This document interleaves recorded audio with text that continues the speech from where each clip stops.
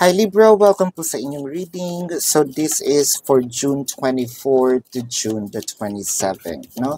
Para po sa mga bago, don't forget to click the subscribe button, smash the like button and comment below kung kayo po ay nakaka-resonate and hit the notification bell. So kung gusto niyo pong sumali sa ating live sessions, dun po yan sa kabilang channel, that is Babaylan TV. No? Yan po ang ating unang channel catered for our international audience. And meron din po tayong mga ibang readings po doon sa Babaylan TV, so might as well check on it. So Libra, I want you to know that this is a general reading. No? So you may resonate with the entire reading, or you may resonate with some bits and pieces of the reading. Take what's only yours. Simulan na natin. Libra, ang nakikita ko dito, bakit, kumbaga, ang dami na nating tanong sa sarili, bakit tayo napunta sa ganitong relasyon, or bakit napunta ang relasyon natin sa ganitong sitwasyon. No? I feel like kinakaya natin itong nangyayari sa buhay natin. It felt very lonely. Yung iba sa inyo pwedeng sabihin natin, oh sige, nandito ako sa isang relasyon, no? Pero ang relasyon ko parang sarita lang, no? Para kasing wala naman talaga, parang wala akong karelasyon, to be fair, no?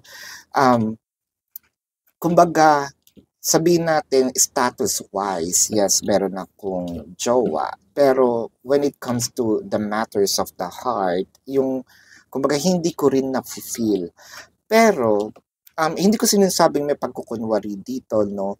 Pero kasi parang ipinapakita natin na it's okay, na, you know, there's nothing wrong. But deep inside, it felt very lonely, no?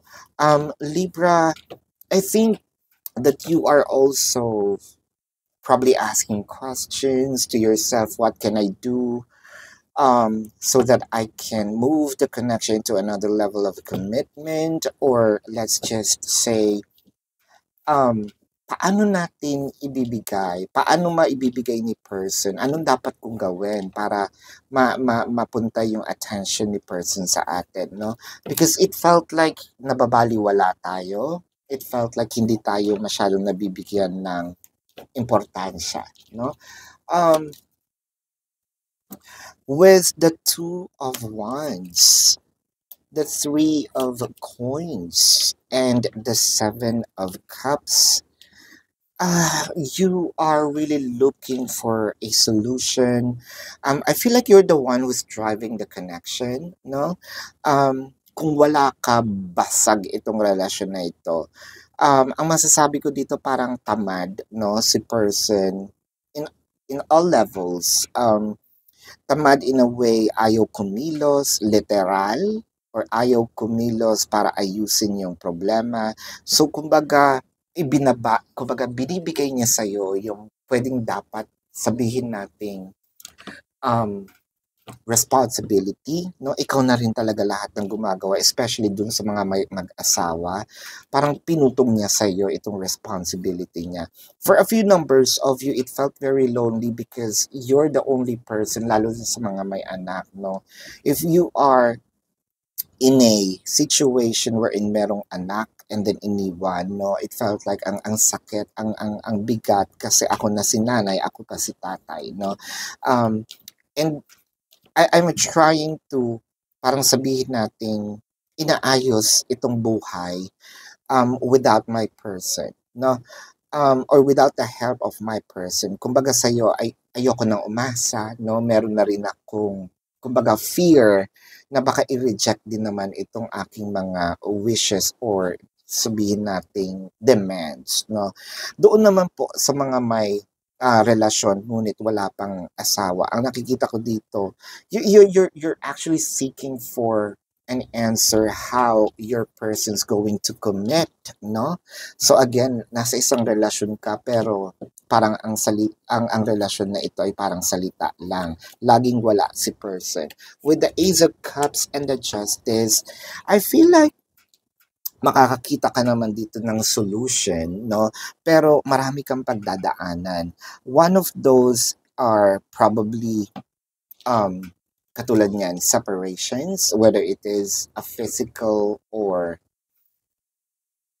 an energetic separation. Physical separation, the person might be in a different city, state, county, country, different continent, or nasa kabilang barangay, nasa kabilang, how do we say it, baryo, no?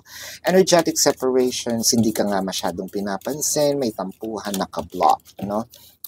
With the judgment in here, the nine of um coins and the four of swords. You know what? I feel like sobrang pagod, no? Pagod na talaga itong si person. Pagod na itong si Libra, no? Kakaintindi kay person. Mentally, emotionally, and even I think spiritually, no, parang it felt like it's very heavy. I think that you're better off alone. Yun yung nakikita ko sa card with the Six of Cups and the Four of Coins. Wow.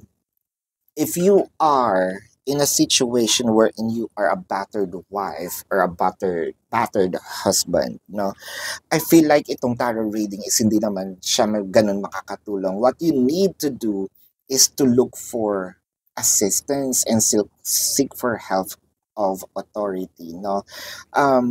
Tsaka nyo na lang panoorin yung tarot. What you need to do is to secure yourself, no? Unahin nyo muna yung security ninyo.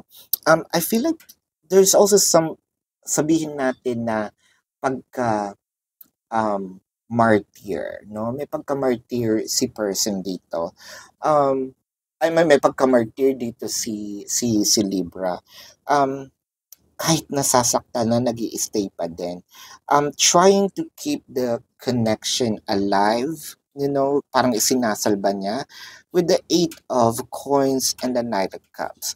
Nakikita ko naman is, yes, with all your hard work, there will be a solution, resolution, reconnection, you know, reunion with your person, pero it may take a little time. Kung kinakaya mo at kakayanin mo pa, by all means, no, go ahead and do it. Pero kung nandun ka sa physical, no, na nasasaktan ka in physical form, ang sinasuggest ng card dito is might as well parang dumistansya ka muna, no? But then again, I am actually praying for healing, not just of the body, but also with the relationship. You can do it naman with the Eight of Pentacles. Yun nga lang, gradual ang progress. But anyway, small progress is a progress. So congratulations, Libra. So this is your reading for now. Let's check the zodiac sign of your person. No? So this could be their sun sign or a placement in their chart. I am seeing Taurus, I'm seeing Pisces, a Virgo, Scorpio, no? Capricorn, Leo. I'm also seeing Cancer and baka kapwa Libra din ito, no? So this is your reading, Libra. Again, para po sa mga bago, don't forget to click the subscribe button, smash the like button, and comment below kung kayo po ay nakaka-resonate, and hit the notification bell. Kung gusto niyo pong sumali sa ating live sessions, nasa kabilang channel po yan, that is Babaylan TV. No? Yan po ang ating unang channel catered for our international audience. At nagla-live din po tayo doon. So, kung hindi nyo po naaabutan yung live sessions, pwede po kayong magtanong sa comment section dito po sa YouTube, no? Hindi po sa TikTok, sa YouTube, as long as the question is answerable by yes or no. No? Pero kung feeling nyo naman hindi po kayo masasatisfy sa yes or no na sagot lang, sa description box po ng video natin sa YouTube, nandun po ang link. Either you have to copy the link or click the link. You will be routed to my website or web page, no? And nandun po yung information, no? And what you need to do is to read it thoroughly. Nandun po yung amount, modes of payment, what have you. And kung gusto nyo, meron po tayo dong 4 questions plus 1, so that's a discounted price. Kung gusto nyo rin pong i-avail ang ating private reading, nandun po siya sa description box din. So love and light to you. Namaste. And see you on the next live or next reading. Goodbye po, Libra.